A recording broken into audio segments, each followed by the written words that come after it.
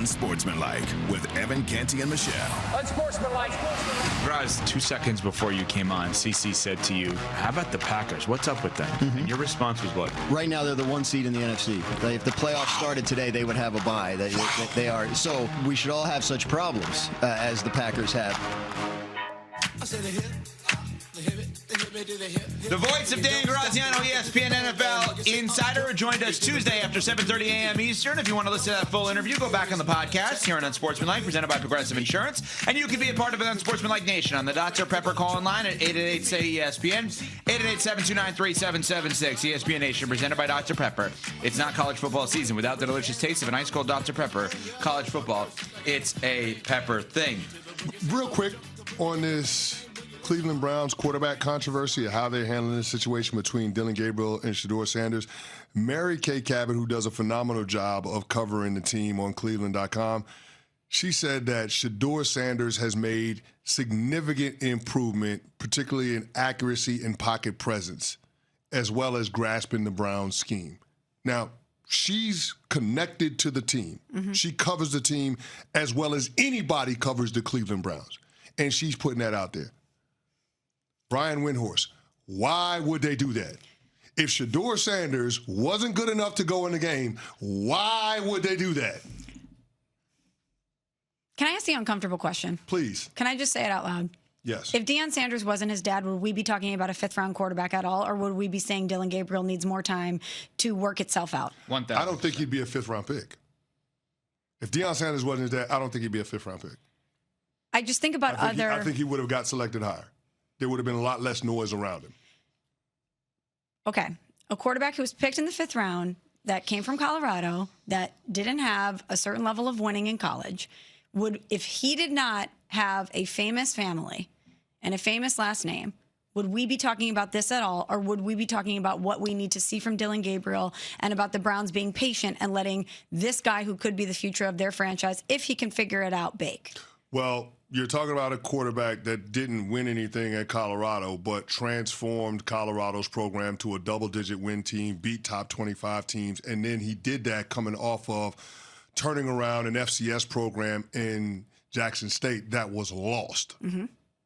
I'm not trying to dismiss what he did in college. He's transformed program after program. Again, I think this is a situation where the last name of Shedeur Sanders is a headwind that he's having to try to overcome. I don't think it's a situation where he's being propped up because he's Deion's kid. I don't think that either. Obviously, for the first time in his life, his last name has become an obstacle for him. Yes, I am not denying that at all. But I'm saying from our standpoint, what other 5th-round draft pick at quarterback would we be discussing this much if he did not have a famous father? None. And what I can't make sense of in all of this is if Shedeur was that good and he has the DNA of one of the best athletes we've ever seen in our entire life, why would it be advantageous for the Browns to not develop him? If he was that good and they thought he was a guy that they could insert into the game that could get them closer to winning, which they desperately need to do, what is their motivation to not develop him? That's what I cannot make sense of. Well, here's the thing, Smalls. First of all, it's the Cleveland Browns. I don't know how we got to the place where we give them the benefit of the doubt in terms of how they operate. They have been the definition of dysfunction for the last quarter century. Totally fair. So there's that part of it. But then also, you do have another quarterback that you took in the same draft class in Dylan Gabriel. And when it comes to the decisions that these front offices, that these coaching staffs make, I think folks need to be aware that ego gets involved and everybody wants to be right. People want to win, but they want to win their way. That's not just in the NFL, that's in life, period. So whoever was a part of the brain trust that decided that they wanted to take Dylan Gabriel ahead of Shedeur Sanders, those folks want to be right. And what I am telling you is that it is weird that Shedeur Sanders is not getting any reps with the first team in practice, knowing that he's the number 2 quarterback on game day. He's one hit away from going in the game, and you're not letting him practice the game plan. That literally makes no sense. I just will say what Small said makes a lot of sense, and I would think that what's even more dysfunctional, if you're going to call an organization dysfunctional, what's more dysfunctional is drafting a guy in the third round at the quarterback position to play on a bad team and only give him 4 games to play. Regardless of name, regardless of who's behind him, regardless of anything else, you made the decision to trade away 2 guys that are more experienced than this guy, which would be Kenny Pickett and Joe Flacco. And you gave this guy the opportunity to start. And by the way, this would go for either one of them. You gave a rookie mid-round draft pick the opportunity to start. And the concept of pulling that rookie mid-round draft pick after 4 games to start someone else is insane. But it's another rookie mid-round draft pick that you invested in. If that's the case, if you're saying that's the case, then why draft another quarterback? I don't know. Well, if that's the case, then why trade away Kenny Pickett? If that, it doesn't make any sense. If that's the case, why did Myles Garrett re-sign? That's the other one. Well, $40 million, that's easy to explain. Well, that one's easy to I'd explain. resign too. Yeah, that's easy. Let me rephrase. That's easy to explain. That What one's was not the plan complicated. that he was saying? Oh, we got a plan. What was the plan?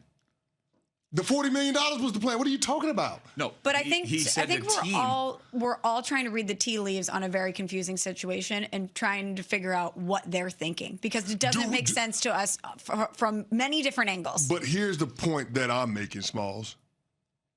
We're all trying to make sense of it because we believe that they're in lockstep with their decision making on how they're handling this. And I am willing to entertain the possibility that that's not the case. I think there is potential competing interests inside of the organization. And that adds a layer to the dysfunction.